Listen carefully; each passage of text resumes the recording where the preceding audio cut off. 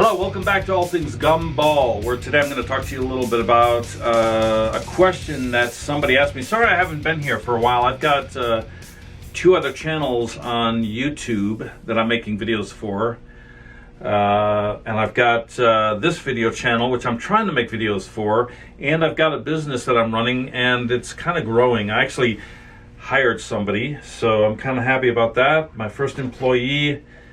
And I'll let you know how that goes as time goes on. I have a question that was sent to me. My camera looks like it's falling. This machine looks so big, doesn't it? It's just so much closer to the camera than I am. I had a question by someone who asked me. His name is David FR on YouTube, on my YouTube channel. He asked me, he said to me, people can buy keys on eBay for these machines, and that's true. You can buy keys to machines. Now the thing is, I've got about 30 keys to my Vending machines, and I'm sure there's probably 50 more that I don't even have. 50 more numbers that I don't even have.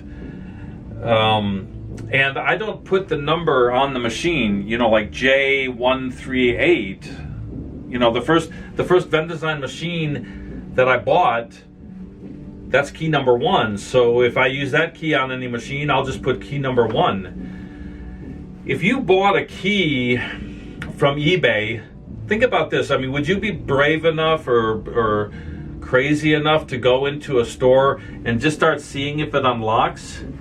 What if it's owned by what if it's owned by the owner, or the son of the owner, or the daughter of the owner? That the owner would get pissed off, and he'd probably throw you out or call the cops or something, all because you want to steal $20 worth of candy, or quarters, $20 worth of quarters, or the candy. And my daughters asked me, they said, do you chain up the machines in the locations where you have it? And I say no. If you want to steal my machine, I'm not going to say I'd love you to do it, but do it.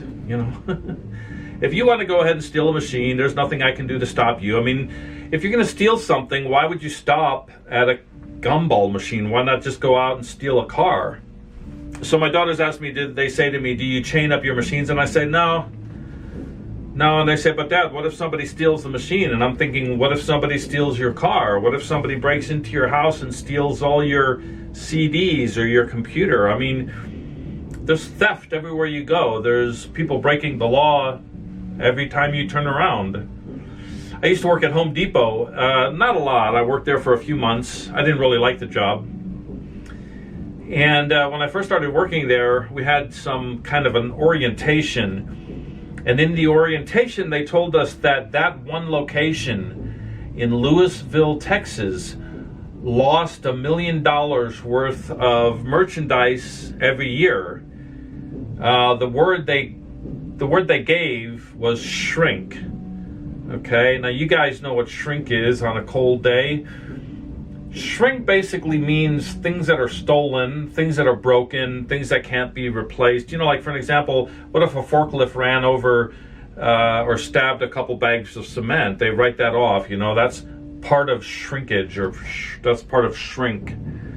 Okay, so in any business you have loss, you have theft. And to be honest, people don't really break into your machines to steal the quarters. They just take the whole machine away. Do you want to spend time fiddling around with a lock when you could grab the whole machine and walk out the door? So in my lifetime of doing this business, I've probably lost about 10 machines, maybe more, and it's not just, I honestly think people are pretty honest, to be honest with you guys. I think people, want to be good, and they don't want to get in trouble with the cops or whatever, and they follow the law. They look at this machine, not to be honest, the machines aren't going to have much money in it. And if people are smart, they're going to know that the machine isn't going to have a lot of money, so it's not worth the trouble. A lot of times what will happen is the machine will just get left behind when a business goes under, or the business will move to another location. And then you go up to the business and you see you don't see any cars in the parking lot, and you're thinking, well, this is kind of odd. Normally there's 50 cars in the parking lot or 20 cars in the parking lot. And you go up and you look inside the window and there's nothing in there. And you know what? You can see your vending machine over there. But you don't know what to do. So you call the landlord, who's trying to lease out the building.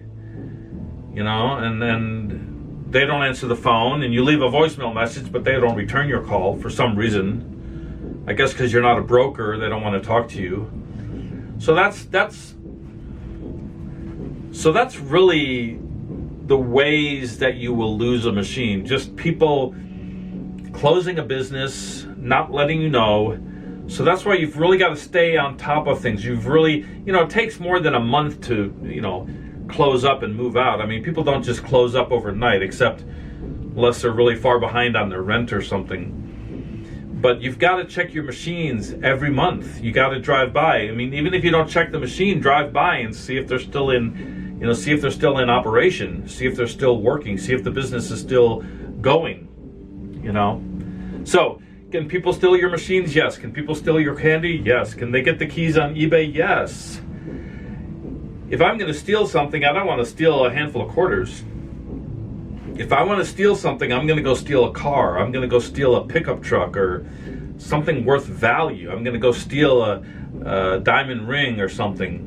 What's this? Who wants a handful of quarters? I mean, a handful of quarters. If you gave me a handful of quarters, I'd be happy and I'd take them. But how many people are going to go through the trouble of looking on the internet, going to eBay, and finding a key? I mean, even if you had all of the keys, you'd have to sit there and check every single key. I've got 30 keys, and sometimes it takes, if I don't remember the key number for a machine, and I have 30 keys, it'll take me 30 minutes to figure out which key works. And sometimes I'll put the key in, and it will be the right key, but for some reason it just doesn't unlock it, so I'm thinking it's not this key, and I'll go on to another key. And then I go back and repeat the cycle, because I know one of these 30 keys has to do it. It has to open it up, has to open up the top. And then I go back and I say, oh, well, I tried this one before. How come it didn't work before?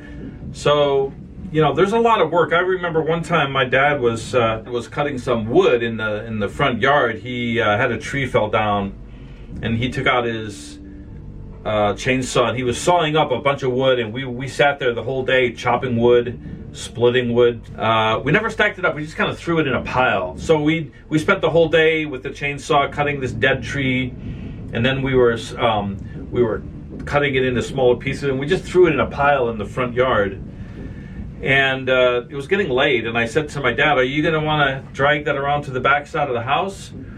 And he said, no, it'll be fine right there. And I said, but don't you think somebody will come and steal it? And he kind of laughed at me. I thought, what's so funny about that? And he goes, that would require work. And I go, I kind of gave him a look like I don't understand. He goes, people that are thieves don't want to work.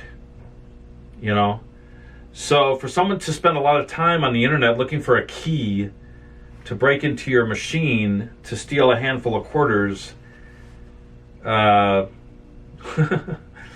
don't see it happening. To be honest, it may happen. I mean, there's like 1 million people in the world, so I mean, I'm sure somebody will do it somewhere.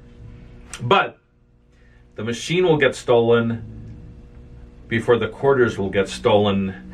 I mean, could you imagine if you have a key and you walk up to someone else's machine, and if you had the right key and you could unlock it? I mean, where would you put everything? Where you got to put it.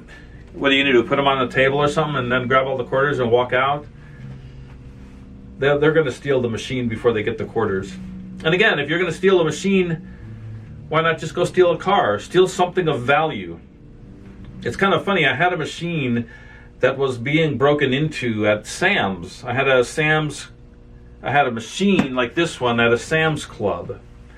And when I came to service it, someone had broken into it. And I talked to the manager and I said, what's so funny? You have all this stuff in this Sam's store, all this stuff that could be stolen, and people want to steal from me. I'm just a small individual owner of a business. why not steal from a big corporation like Sam's? And I asked the manager that question, and man, she was very offended that I would even suggest that someone steal from a big corporation like the Walton Corporation, who has millions and millions and millions of dollars. So again, if you're going to steal, why not steal from someone who's big and rich and powerful? Why not steal something expensive?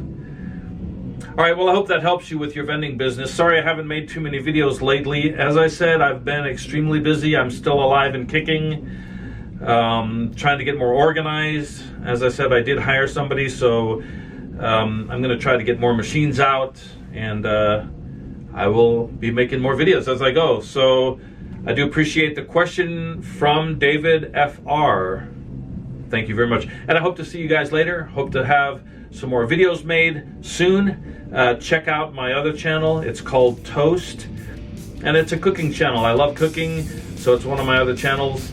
I've only got about 10 or 15 videos on that channel, but give me some feedback, subscribe to that channel, and thank you for subscribing to this channel. And I will catch you on another video, or you're going to catch me on another video. Have a good evening, have a good morning, or have a good afternoon.